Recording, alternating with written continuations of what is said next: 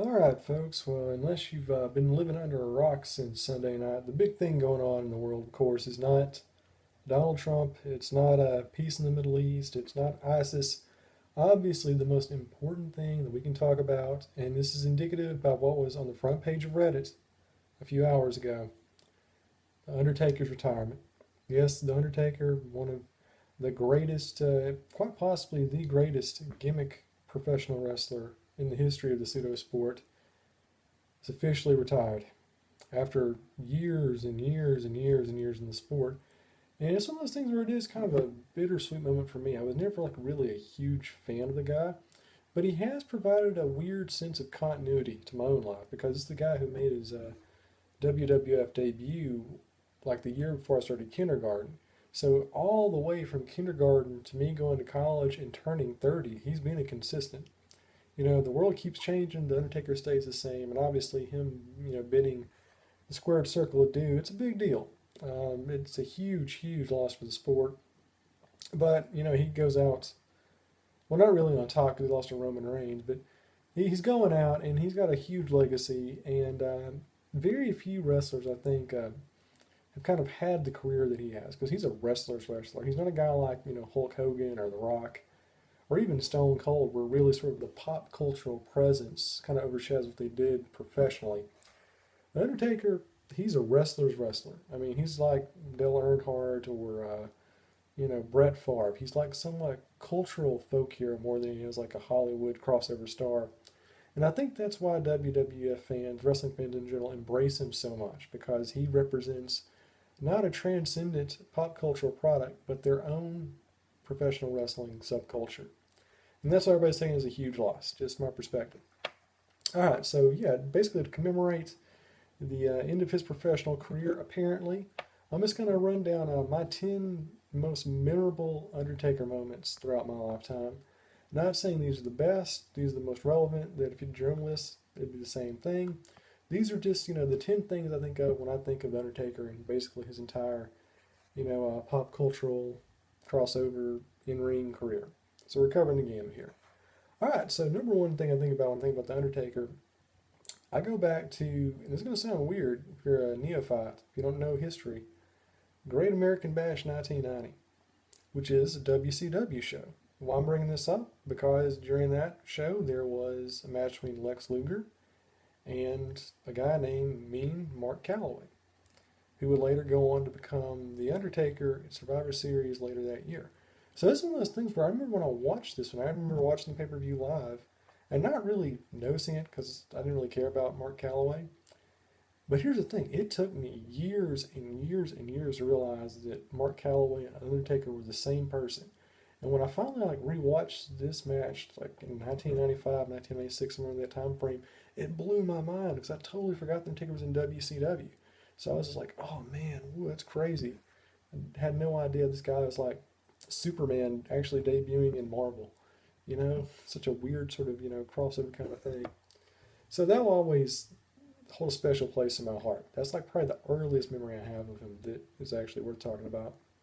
If you haven't seen it, go back. He was actually brought in as like a replacement for Psycho Sid, which, as you'll see later on, full circle. Second thing I remember for, he did a lot of really heelish things back in the day. Probably the one thing I remember most for, the thing that terrified me more than anything, was the time he was on Paul Bearer's talk show and he stuffed the Ultimate Warrior in a coffin. And it's one of those things where, like, even back then, I kind of didn't believe in kayfabe. I thought something might have been up. But even like watching that, I'm like, he just tried to murder a dude on live television. You mean he doesn't go to jail for it? There's not like an attempted murder charge on that. So that was one of those really great sort of kayfabe shattering moments for me as a young adolescent consumer of this type of product. But always stuck with me is very, very creepy. And that's a great way to kind of get a point across that your character is evil. And I think it's one of those things where if you grew up in the early 90s and you saw that, it never really left you. It traumatized you to a certain degree, and it's worthwhile, if nothing else. It's certainly got some significance as nightmare fodder for many of my generation. Third thing I remember for, kind of weird because I didn't expect it. Suburban Commando. Yes, the Hulk Hogan vehicle. And it's one of those things where like you really didn't see that much pro wrestling stuff outside of pro wrestling at the time. This is before you had, The Rock and everybody else starring in movies. So the fact that Undertaker showed up kind of like out of the blue as like a bounty hunter was just kind of mind blowing because you didn't really know it was Undertaker at first. So you had to kind of adjust to it, and you realize it was him and start freaking out. And at the time, remember, Undertaker didn't talk. That was his gimmick in the WWF. So hearing Undertaker actually talk in a movie was a big deal. And then you watch it and you realize they dubbed over his voice and it sounds like Meat Watch from Aqua Teen. But still, I mean, it was a mind blowing moment seeing him in that one. And for whatever reason, despite his entire career in wrestling, when I think of Undertaker, for whatever reason, I always float back to Suburban Commando and his literal one line in the movie. Number 4 memory I have when I think about the Undertaker. This is a great moment. It was 1992, 1993. It was around the time when Undertaker made his first face turn. We went from being a bad guy who, tried to put people in coffins to actually kind of being a pseudo good guy. And he was doing a rivalry against the Berserker. If you remember the Berserker, it was this awesome giant hoss dude, looked like Bruiser Brody. And his gimmick was he would run to the ring holding a sword, yelling "muss, muss" over and over again. His gimmick was he was like a time-displaced barbarian, like a Viking who was magically brought into the current day. So naturally into a feud with an undead mortician cowboy. Of course, WWF, that's what early 90s, what do you expect? And there was this one episode of Superstars where they had a match and it deteriorated into a Donnybrook. And there was actually a point where the Berserker tried to stab the Undertaker in the middle of the ring. Like he had his sword out, and of course, Undertaker rolled right at the last second. But again, it's one of those things where, even as a kid, you're trying to buy into the illusion. You're like, he tried to stab a dude on national television. It's like, you should be going to jail for that. I just can't buy into it. That's one of those great big, again, another kayfabe shattering moment from Undertaker's career. The guy who shattered a lot of kayfabe. He's definitely done his part inadvertently or advertently to make you realize wrestling is just fake as crap. My 5th memory, the Undertaker versus Undertaker shenanigans from 1994. Long, long story. Basically what happened was Undertaker fought the Undertaker at SummerSlam 94. You had the real Undertaker who'd been out doing like surgery or recovering from something since the Royal Rumble. And you had the fake Undertaker played by Brian Lee from ECW, and they had a fight, and it was just really goofy. I think this is one of those matches where more than anything, it kind of caused me to lose interest altogether in the industry for most of the mid-1990s. Really, I thought it was so dumb at the time, and it was already kind of becoming uncool to be a wrestling fan at that point. Now, I didn't actually bother watching it again until like 1996 with the emergence of ECW. So yeah, that's a really great legacy to have there. A match so bad, a gimmick so bad, an entire angle so lame that it made me stop watching wrestling for 2 years, so I always hold a special place in my heart. 6th memory, WrestleMania 13. Like I said, going full circle here. Lots of cool stuff happened in WWF at that time. Undertaker ended up getting a world title shot against Psycho Sid, the man he replaced in WCW. So, continuity. Everything comes together in the end. And overall, I mean, it was a really uneventful match. Like, the only thing that I really remember from it was there is this urban legend going around that during the tombstone sequence, Psycho Sid took a dump in his pants. And I actually had a friend who lived in West Memphis, and I always wanted to ask him to kind of, go back to him, and kind of buttonhole Sid, find if he actually did crap his pants during the main event at WrestleMania. But it was important because it's like the first time like he legitimately won the title. I mean, he did beat Hogan, but he was, a heel back then. So it was his first time as like winning as a face. His first championship reign in like 6 years. It's a good feel-good moment. Perfect way to close the show. It kind of started the beginning of The Undertaker becoming sort of a transcendent sort of go-to guy. He wasn't the star attraction in WWF by any long shot. But, it got him his milk and cookies.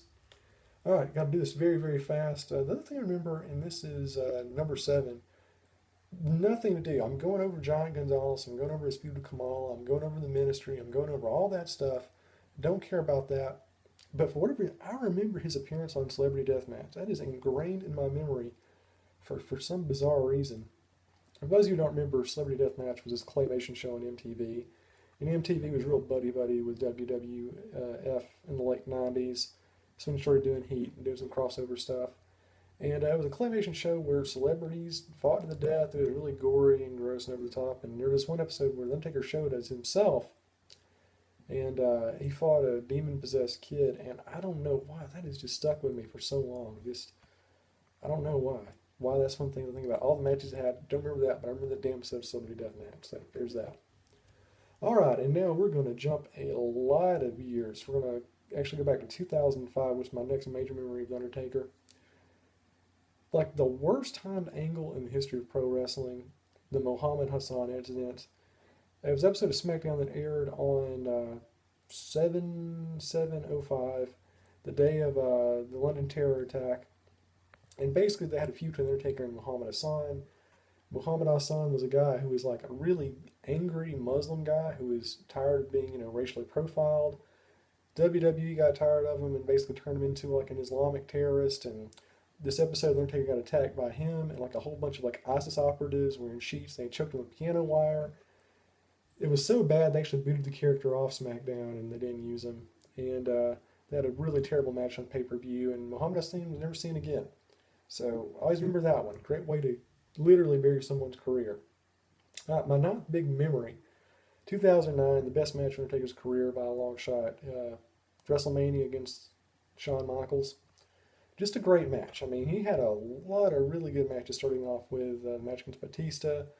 Then he had the great one against Shawn Michaels 2 years in a row. Great Hell in a Cell against Triple H. Great match against CM Punk. He's had a lot of great matches, kind of in the latter part of his career.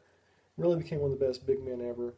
That's certainly his most memorable match to me. I remember watching it actually in between classes because I was really hungover that day. And it blew me away. It was great. Great match. It holds up very well. Definitely the highlight of his professional career, in my honest opinion.